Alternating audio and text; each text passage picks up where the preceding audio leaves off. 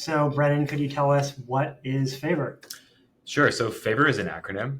It stands for Fixed and Variable Rate. It's a special type of vehicle reimbursement program where drivers receive both a monthly fixed rate, so a flat amount of dollars that they get paid whether they drive or not, and a variable rate, which is a per mile rate for each mile that they drive. Fixed and variable rate programs combine both of these with a few IRS compliance rules to create a tax-free vehicle program that appropriately reimburses drivers. Okay, got it. And what are those compliance measures that you talked about? Sure. So there are three. Two are related to the vehicle that drivers drive, and then the third is just a simple mileage test. So on a favor program, everyone is reimbursed for what's called a vehicle profile. So Okay. that's a hypothetical car that they're paid as though they drive. A lot of people think that you get paid to drive the car that you drive. That's not strictly speaking true. You're paid for a car that's appropriate for your job that's chosen by your company. So what those first two rules do is they compare the car that you actually drive to the car that you're being paid to drive to make sure that you're not being paid to drive a car that's much more valuable or much newer than the car that you actually drive. So the first one is called Favor Vehicle Cost Compliance. To be in cost compliance, the car that you drive, your personal vehicle, needs to have been worth, when it was new, at least 90% of the value of the car that you're paid for driving. The other one is very similar. It's vehicle age compliance. So on a favor reimbursement, there's a concept called a retention cycle. That's just an assumed number of years that you'll own the car. It's used to create the depreciation schedule for your fixed rate.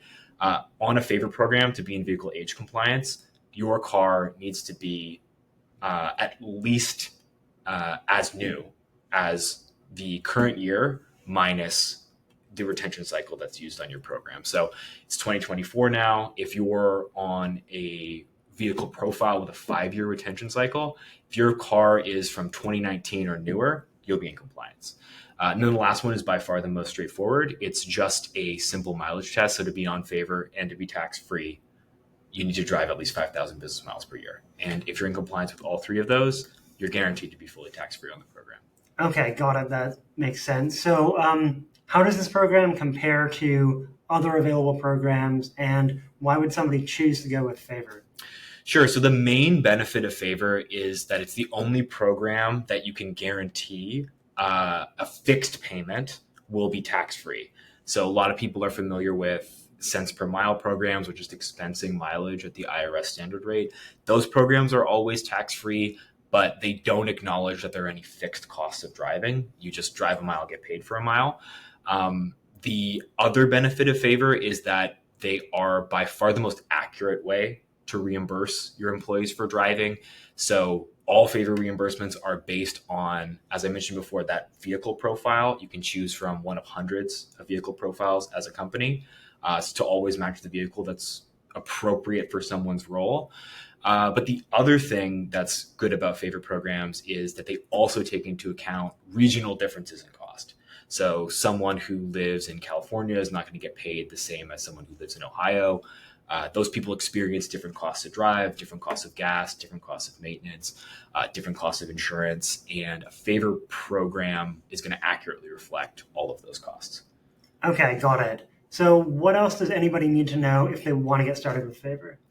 Sure. So one thing to know is that it's very uncommon to self-administer a favor program because there are those compliance rules.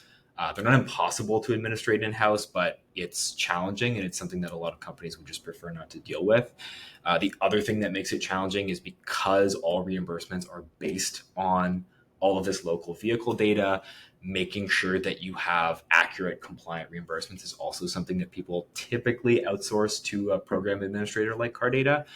So typically, if you're interested in a favor program, your best first step is to meet with a company like us and set up a consultation. We can tell you if that program makes sense, or if you're maybe a good fit for another simpler reimbursement program, or maybe not a fit for reimbursement through a paid partner at all.